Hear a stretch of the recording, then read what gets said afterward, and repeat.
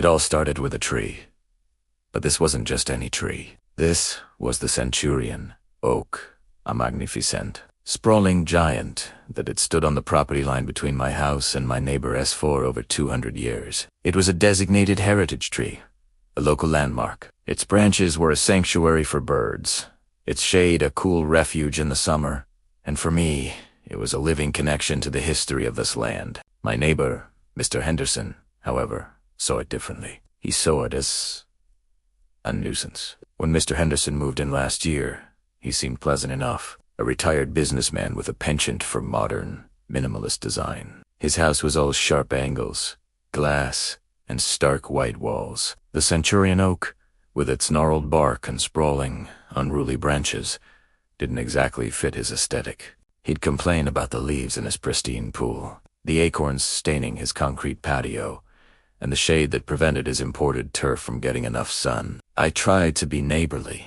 I offered to pay for a professional service to trim the branches on his side, to install a gutter guard, even to have a specialist check its health annually. He just grunted and said, "That thing's an eyesore. It needs to go." I reminded him, gently, that it was a protected heritage tree.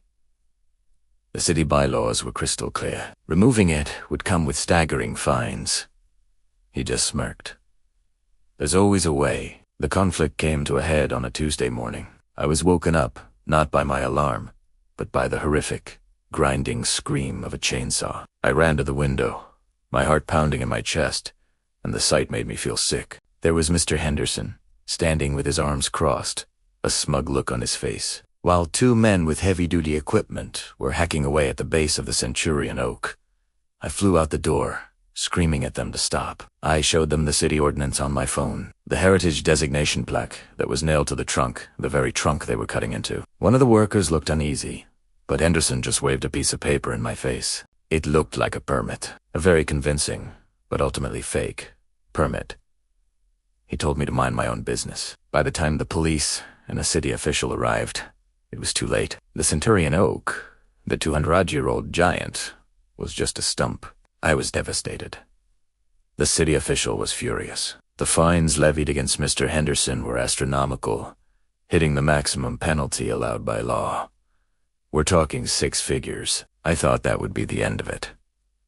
Justice, albeit a hollow victory, had been served, but Mr. Henderson just paid the fine without blinking. He wrote a check on the spot, and to add insult to injury, he started building a massive, ugly, concrete wall right on the property line where the tree once stood. It felt like he was erasing every last memory of the oak. This is where things got weird. A few weeks after the tree was cut down, strange things started happening on Mr. Henderson's property. First, his prized koi pond turned a murky, sickly green overnight. He spent a fortune on specialists, but they couldn't figure it out. The water chemistry was perfect, the filtration system brand new. Yet the fish were dying. Then, his perfect lawn, the one he sacrificed a heritage tree for, started developing bizarre, circular brown patches. No fertilizer or pest control seemed to work. It was like the ground itself was rejecting the grass. The escalation was slow, but relentless. A network of deep cracks appeared in his pristine concrete patio, radiating out from the spot where the centurion oak's roots would have been. An arborist I spoke to later said it was likely due to the soil destabilizing after the massive root system died and started to decay. But at the time, it felt like something more.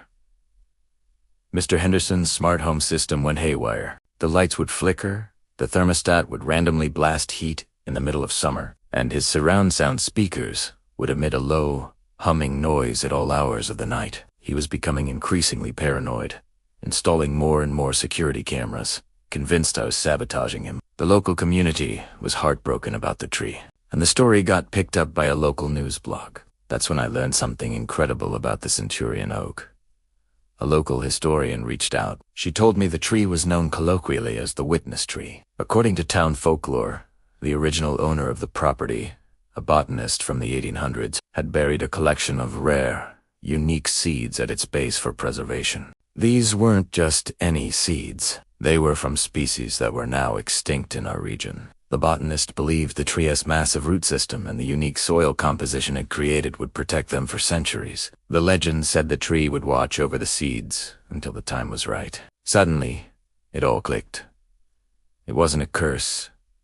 It was Naturi. The men Henderson hired had done a sloppy job. When they tore the stump out, they must have disturbed that ancient seed bank. The unique microorganisms and fungi that had coexisted with the oak for centuries, the ones that kept everything in balance, were now running wild. The soil composition was changing rapidly. The murky pond, the dying grass, the humming speakers, which were likely picking up vibrations from the shifting ground. It was all connected. The ecosystem that the Centurion oak had managed for 200 years had been thrown into chaos. The final act was something out of a movie. One morning, after a week of heavy rain, I looked out my window. Mr. Henderson's entire backyard was covered, but not with grass.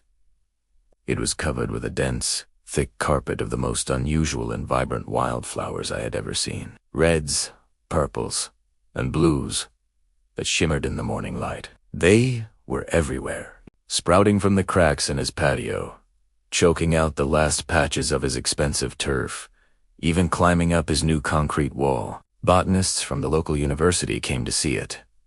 They confirmed it. These were the lost plants from the 1800s, the witness seeds brought back to life. His sterile, minimalist yard had become a chaotic, untamable, and breathtakingly beautiful wildlife sanctuary. Mr. Henderson couldn't stand it. The man who hated a single majestic tree was now besieged by an entire army of rare, and now federally protected, flora. He couldn't touch them. He couldn't build on the land. He couldn't even sell it, because the property was now a designated site of special scientific interest. Last I heard, he put the house on the market at a massive loss, listing it as a unique opportunity for a botany enthusiast. He destroyed one beautiful thing, only to have it replaced by thousands. It wasn't the revenge I wanted, but it was the justice the Centurion oak deserved. Nature, it turns out, always finds a way. Thanks for watching, and don't forget to subscribe for more stories.